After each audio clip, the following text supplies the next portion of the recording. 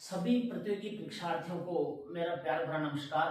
साथियों, अपन ने प्रतियोगी परीक्षा के लिए सबसे पहले व्याकरण की क्लासें शुरू की है और व्याकरण की क्लास में अपन ने जो पहला टॉपिक लिया है वो वर्ण विचार से लिया है।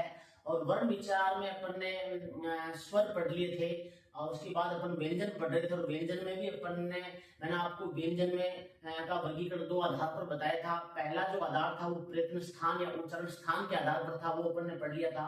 दूसरा अपन पढ़ रहे थे प्रयत्न विधि के आधार पर व्यंजनों का वर्गीकरण है। और प्रयत्न विधि के आधार पर मैंने पिछली क्लास में आपको 8 प्रकार तक बता दिए थे। अगला जो वर्गीकरण है प्रयत्न विधि के आधार पर वो है अपना अल्प प्राण एवं महाप्राण व्यंजन।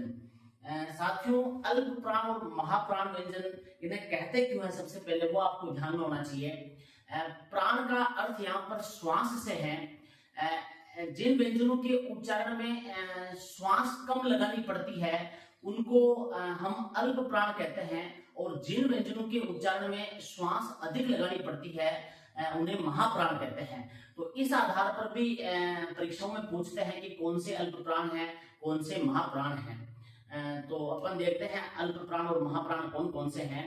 तो देखो, आपको सिंपल सा क्या करना है, मैंने जिस तरीके से लिखा है आपको उसी तरीके से लिखना है। मैं जिस तरीके से आपको पढ़ा रहा हूँ उसी तरीके से आपको पढ़ना है, ताकि आपको कभी प्रॉब्लम ही नहीं आए कि अल्प कौन सा और महा कौन सा है। मैं आपको भी याद करवा दूंगा अल्प प्राण कौन सा और महाप्राण कौन सा है। सबसे पहले अपन ने इनको लिख लिया। आपको 5 वर्गों का ध्यान ही है कि 5 वर्ग कौन कौन से हैं, क, च, त और प। इन 5 वर्गों को आपको सिर्फ लिखना है पहले। क, ख, ग, घ, अंग, ये पहला वर्ग हो गया। दूसरा च, छ, झ, झ, ञ, दूसरा हो गया। तीसरा ट, ठ, ड, ढ, हण, तीसरा हो गया। चौथा हो गया। अगला है त, थ, द, ध, न, और लास्ट और अंतिम वर्ग है प, थ, ब, भ, म। इस प्रकार इन 5 ही वर्गों को लिख लेना है। सबसे पहले इन वर्गों में कौन से अल्प प्राण है और कौन से महाप्राण वो पढ़ते हैं अपन। आपको कुछ भी नहीं करना है, अल्प से शुरू करना है। अल्प से शुरू करेंगे अपन। जो पहली जो लाइन है ये वाली, ये इसके समस्त वर्ण है वो अल्प प्राण होंगे। तो अल्प से शुरू करना है। अल्प, महा, अल्प, महा, अल्प। ये जो 5 वर्ग है इनके आराम से वर्ण याद हो गए। स्टार्ट करना आपको अल्प से। अल्प प्राण, ये सारे अल्प प्राण हो जाएंगे। दूसरे ये महाप्राण हो जाएंगे, ये वापस अल्प प्राण हो जाएंगे, और ये वापस महाप्राण हो जाएंगे, और इसके बाद ये लास्ट वाले अल्प प्राण हो जाएंगे। बिल्कुल सिंपल सी बात है। याद करना की जरूरत ही नहीं है, आपको सिर्फ 5 ही वर्ग लिखने हैं। उसके बाद आराम से इनको अल्प, महा, अल्प ये याद रहेंगे। इसके अलावा अल्प प्राण कौन कौन से हैं, तो ये भी आपको ध्यान रखना है इन व्यंजनों के अलावा। तो इधर आप आइए, मैंने आपको पढ़ाया था पिछले क्लास में अंतस्थ व्यंजन कौन कौन से होते हैं। तो मैंने आपको पढ़ाया था कि ये, र, ल और व, इनको अंतस्थ व्यंजन कहते हैं। ये जो अंतस्थ व्यंजन होते हैं, ये 4 ही अंतस्थ व्यंजन अल्प प्राण भी होते हैं। तो याद करने कुछ नहीं है, आपको यहां से ध्यान रखना अल्प प्राण मिला लो। अंतस्थ कौन से होते हैं, अल्प प्राण होते हैं। कंफ्यूज होने की जरूरत नहीं है। अंतस्थ अल्प प्राण, अंतस्थ अल्प प्राण, ठीक है ना। ये क्लियर हो गया। अगला जो अल्प प्राण है वो है अनुस्वार। ये अनुस्वार क्या होता है, अल्प प्राण होता है। अब यहां से भी आप आराम से याद कर सकते हो, अनुस्वार अल्प प्राण, अनुस्वार अल्प प्राण। इसके अलावा साथियों आपको स्वरों का भी ध्यान रखना है। बहुत सी बात स्वरों का भी पूछ लेते हैं, तो मैंने ये नोट करके यहाँ लिख दिया आपके कि समस्त जो स्वर होते हैं वो अल्प प्राण होते हैं। ध्यान रखना है, समस्त स्वर कितने होते हैं, जो भी स्वर होते हैं 11 स्वर होते हैं, वो समस्त स्वर क्या होते हैं, अल्प प्राण होते हैं। अब इसके बाद महाप्राण, जिन व्यंजनों के उच्चारण में श्वास ज्यादा लगानी पड़ती है उन्हें महाप्राण कहते हैं। और महाप्राण कौन कौन से हैं, तो ये महा और ये महा। तो एक लाइन ये है, एक लाइन ये है, 5 में 5 में 10 ये हो गए। इसके अलावा महाप्राण कौन कौन से हैं, तो मैंने आपको पढ़ाया था ऊष्म व्यंजन। जो ऊष्म व्यंजन होते हैं चारों, स, है, ये क्या होते हैं, महाप्राण होते हैं। इनका ध्यान रखना है। इसके अलावा एक और बचा है महाप्राण विसर्ग। तो ये महाप्राण होते हैं। भाई जो इनकी संख्या पूछते नहीं, पूछ भी लेते तो आपको ध्यान रखना है कि अल्प प्राण की टोटल संख्या कितनी होती है। तो आपको पता है कि ये संख्या 1 2 3 4 5 इसमें है, 5 इसमें है और 5 इसमें है, 15 तो ये हो गई। इसके अलावा अल्प प्राण 15 के अलावा 16 17 18 19 और ये 20, इसके अलावा समस्त स्वर कितने होते हैं, 11 होते हैं। तो टोटल अल्प प्राण की अगर अपन बात करें संख्या की, तो ये टोटल संख्या इनकी हो गई 31।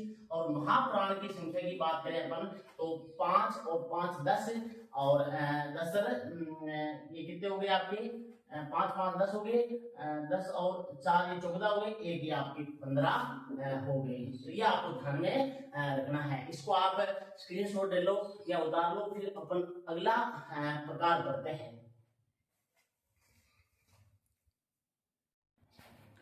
आपने स्क्रीनशॉट या लिख लिया होगा उसको। अगला जो प्रकार है कृत्रिम विधि के आधार पर वो है अघोष एवं सघोष व्यंजन। अघोष एवं सघोष व्यंजन परिभाषा आपको मैं बता रहा हूं कि अघोष कहते किन्हें हैं और सघोष कहते किन्हें हैं। साथियों अपन जब व्यंजनों का उच्चारण करते हैं तो कुछ व्यंजन ऐसे होते हैं जिनमें ना स्वर तंत्रों में कंपन होता है, और कुछ व्यंजन ऐसे होते हैं जिनमें स्वर तंत्रों में कंपन नहीं होता है। तो ऐसे व्यंजन जिनके उच्चारण में स्वर तंत्रों में कंपन पैदा होता है उन्हें अपन सघोष या घोष कहते हैं। ध्यान दीजिएगा, परिभाषा वापस बता रहा हूं मैं। ऐसे व्यंजन जिनके उच्चारण में स्वर तंत्रियों में कंपन पैदा होता है उन्हें सघोष या घोष कहा जाता है। और ऐसे व्यंजन जिनके उच्चारण में स्वर तंत्रियों में कंपन पैदा नहीं होता है उन्हें अघोष कहा जाता है। परिभाषा आपको समझ में आ गई होगी। परिभाषा परीक्षा में न की बराबरी पूछते ही मान लो पूछते ही नहीं है, फिर भी कभी कभार पूछ लेते हैं। तो मैंने आपको बताई दी है कि ऐसे व्यंजन जिनके उच्चारण में स्वर तंत्रियों में कंपन पैदा होता है उन्हें सघोष या घोष कहा जाता है, और जिनमें कंपन पैदा नहीं होता है उन्हें अघोष कहा जाता है। जैसे मैं मेरी एक वर्ड बोल रहा हूँ रे रे रे, तो अपने को ऐसा लगता है कि कंपन पैदा हो रहा है। अब आपको वैसे के वैसे जैसे मैंने पिछले प्रकार में बताया था वैसे के वैसे ये पांचों वर्ग लिख लेना है। ऐसे कौन कौन से अघोष होते हैं। अब आपको ध्यान रखना कि पहले अघोष ए आता है तो पहले आपको अघोष लेना है, उसके बाद सघोष लेना है, ये ध्यान रखना है। 5 वर्ग यहाँ पर लिख दिए। 5 वर्ग के पहले और दूसरे वर्ण के बाद मैंने यहाँ पर डंडा खींच रखा है, आपको भी वैसे एक डंडा खींच देना है। बस ये आपका अघोष और सघोष क्लियर हो गया। अब आपको ध्यान रखना है इस डंडे के इधर जो दोनों वर्ण है 1 और 2, ये वाले ये वाले ये वाले ये वाले जो वर्ण है ये अघोष वर्ण कहलाते हैं। क्या कहलाते हैं? ये अघोष वर्ण कहलाते हैं। इसके अलावा ये तीसरा चौथा और 5वीं नंबर की जो लाइन है, ये लाइन है, ये क्या कहलाएगी? सघोष कहलाएगी। क्या कहलाएगी? सघोष कहलाएगी। तो आपको इजीली आपको पता लग जाएगा कि अघोष कौन कौन से हैं, सघोष कौन कौन से हैं। परीक्षाओं में यहाँ से भी पूछते हैं, एक में अघोष डाल देगा वो, फिर सघोष 3 सघोष दे देगा, कौन सा सघोष नहीं है ऐसे दे सकता है, या इधर उधर करके डाल सकता है। तो ये बिल्कुल आपको आराम से इन 5 वर्गों में से ये बीच में डंडा खींचा और पहला और दूसरा क्या हो जाएगा आपकी, क्योंकि ए पहले आता है तो अघोष पहले ले लो, ये अघोष कहलाएंगे क्योंकि ए पहले आता है, ये ध्यान रखना है। उसके बाद से अघोष आता है। इनके अलावा आपको अघोष कौन कौन से वर्ण वो ध्यान रखने हैं, तो मैंने इधर ही लिख दिया है अघोष कौन कौन से हैं। तो आपको पहला तो आपको ध्यान में रखना है विसर्ग क्या कहलाएगा? अघोष कहलाएगा। और इसके अलावा स और षटकोण वाला से ये क्या कहलाएगा? अघोष कहलाएगा। पिछले प्रकार में अपन ने महाप्राण पढ़े थे। महाप्राण में अपन ने विसर्ग स और है इनको पढ़ा था। ध्यान दीजिएगा, जो महाप्राण में है पढ़ा था वो इस अघोष में नहीं है, इसलिए अक्सर है को पूछ लिया जाता है कि अघोष है या सघोष है। वो जो है वो उधर घोष में चला जाता है, सघोष में चला जाता है, अघोष नहीं होता है, इसलिए अक्सर उसी को पूछते हैं। यहाँ पर ध्यान रख लें कि ये बात है। तो अघोष कौन कौन से हो गए? तो विसर्ग स ये अघोष हो गए, और उधर महाप्राण में विसर्ग स और है आता है, ये भी ध्यान रखिएगा ना। इसके बाद घोष में कौन कौन से आते हैं, सघोष में कौन कौन से आते हैं। तो मैंने आपको अंतस्थ व्यंजन बताई देते हैं। जो अंतस्थ व्यंजन होते हैं वहां अपन ने अल्प प्राण में पढ़े थे, ध्यान दीजिएगा, अंतस्थ अल्प प्राण पढ़ा था। यहाँ पर जो अंतस्थ व्यंजन है वो किस में आते हैं, घोष या सघोष में आते हैं। तो अंतस्थ व्यंजन हो गए ये, र, ल और व, ये किसमें आएंगे, सघोष में आएंगे। इसके अलावा जो महाप्राण में अपन है पढ़ा था वो इधर वहां से हटकर के इसमें आता है। तो है आपको विशेष तौर पे ध्यान रखना है, ये परीक्षाओं में बहुत सी बार पूछा है, क्योंकि ये वहां से हट गया है। महाप्राण में तो अपन उसको उधर पढ़े थे, लेकिन घोष में अपन इसको इधर पढ़ेंगे, ध्यान रखना। और इसके अलावा अनुस्वार, क्योंकि अपन देख रहे हैं कि जो अंतस्थ है या मतलब ये अल्प प्राण है वो ज्यादातर अपन इसमें घोष में आ रहे हैं। तो इसलिए आपको ध्यान रखना है, अनुस्वार किसमें आ जाएगा, आपके सघोष या घोष में आ जाएगा। तो ये सारे वर्ण घोष एवं सघोष है। घोष से शुरू की जो दो लाइनें हैं वर्गों की वो घोष कहलाएगी। और इसके बाद ये जो 1 2 3 उसमें तो अल्प महा चल रहे थे, इसमें अपन फर्स्ट की 2 लाइनें हैं वो घोष और दूसरी सघोष। इसके अलावा घोष, ये ध्यान रखना है, ये आपको ध्यान में रखना है। इसको आप लिख लो, स्क्रीनशॉट ले लो। अगला जो अपना प्रकार है और अंतिम प्रकार है प्रयत्न विधि के आधार पर, वो है नासिकीय व्यंजन। इसके बाद अपना वर्णों का वर्गीकरण समाप्त हो जाएगा, स्वरों का वर्गीकरण भी समाप्त हो गया, व्यंजनों का भी समाप्त हो गया। इसके अलावा कुछ छोटी मोटी बातें, इंपॉर्टेंट चीजें हैं वो अपन क्लास में पढ़ लेते हैं। आज अपनी ये अंतिम क्लास होने वाली है वर्ण विचार से संबंधित। इसके बाद अपन क्वेश्चन थोड़े दोहराएंगे इसलिए, ताकि अपना टॉपिक बिल्कुल क्लियर हो जाए। अगला जो लिख लिया होगा आपने, स्क्रीनशॉट ले लिया होगा, अगला जो प्रकार है इसका वो मैं आपको बता रहा हूँ, वो है अगला जो प्रकार है नासिकीय व्यंजन। तो जिन व्यंजनों की परिभाषा आपको ध्यान में रखनी है, हालांकि इसमें परिभाषा में ऐसा कुछ नहीं है, जिन व्यंजनों के उच्चारण में हवा नाक से निकलती है उन्हें नासिकीय व्यंजन कहा जाता है। और नासिकीय व्यंजन जो प्रत्येक वर्ग है उसका 5वां जो वर्ण है वो नासिकीय व्यंजन कहलाता है। तो अगला लिख लो आप, नासिकीय व्यंजन। नासिकीय व्यंजन, नासिकीय व्यंजन कौन कौन से कहलाएंगे, तो प्रत्येक वर्गीय व्यंजन का, प्रत्येक वर्गीय व्यंजन का, प्रत्येक वर्गीय व्यंजन का 5वां वर्ण, ये क्या कहलाएगा, नासिकीय कहलाएगा। जिन व्यंजनों के उच्चारण में हवा नाक से निकलती है उन्हें क्या कहते हैं, नासिकीय व्यंजन कहते हैं। और प्रत्येक वर्गीय व्यंजन का जो 5वां वर्ण है वो क्या कहलाता है, नासिकीय कहलाता है। जैसे कै चे ते कै ख ग ग अंग हो गए आपके, फिर च म च छ ज ज ये हो गए आपके। ऐसे 5 लास्ट के जो 5 वर्ण है प्रत्येक वर्गीय व्यंजन के, वो 5 वर्ण क्या कहलाएंगे, नासिकीय व्यंजन कहलाएंगे। तो आपको ये प्रयत्न विधि के आधार पर व्यंजनों का वर्गीकरण समझ में आ गया होगा।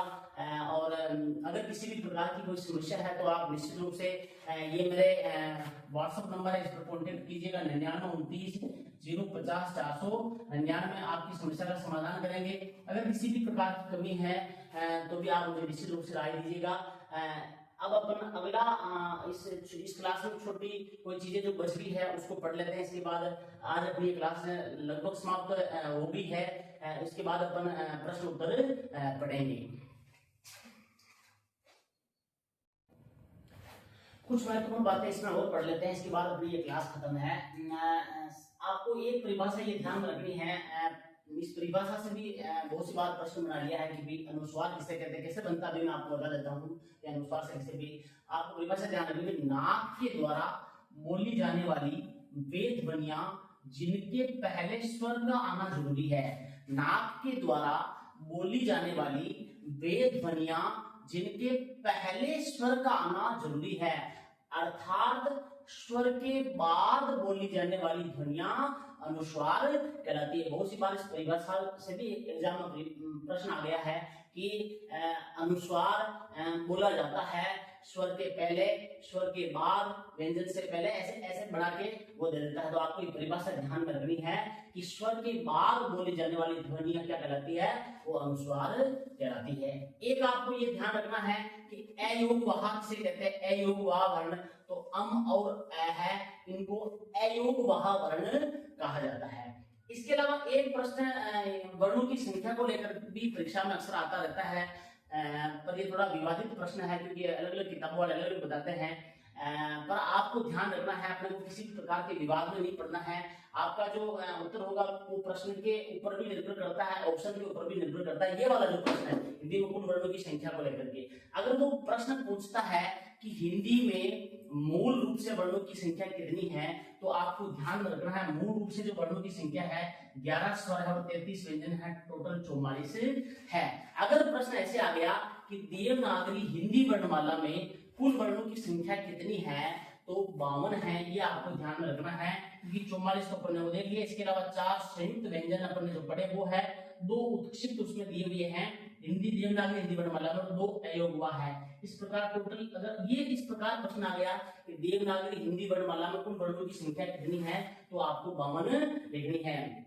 अगर उसमें आपको ध्यान रखना है हिंदी में मूल रूप से वर्णों की संख्या कितनी है, तो 44 लिखनी है। आपको ये भी ध्यान में रखना है अगर प्रश्न ऐसे पूछ लिया कि हिंदी में कुल वर्णों की संख्या कितनी है, तो आपको अगर 44 ऑप्शन दे रखा है तो फर्स्ट प्रायोरिटी आपको 44 को ही देनी है। बाकी बहुत सारी किताबों में 56 भी दे रखे, अलग अलग दे रखे, आपको किसी भी प्रकार के विवाद में पड़ना नहीं है और परफेक्ट ये आपको ध्यान में रखना है। तो साथियों, आज अपना जो पहला टॉपिक अपन ने जो वर्ण विचार लिया है वो पूर्ण तरह से समाप्त हो गया है। मेरे हिसाब से इसमें कोई चीज बची नहीं है। अगर कुछ बच गया है तो अपन जब एमसीक्यू का दौरान करेंगे तो उसमें वो चीज आ जाएगी। अब इस टॉपिक से अपन लगभग 40-50 प्रश्न का दौरान करेंगे, जिससे आपको ये समझ में आ जाएगा कि भाई वास्तव में मैंने जो पढ़ा है वो मुझे आ रहा भी कि नहीं आ रहा है। तो अपने अगली जो क्लास होगी वो वर्ण विचार में के प्रश्नों से संबंधित होगी। तो मिलते हैं साथियों अपन अगली क्लास में वर्ण विचार के प्रश्नों के साथ। जय हिंद, जय भारत, राम राम साहब।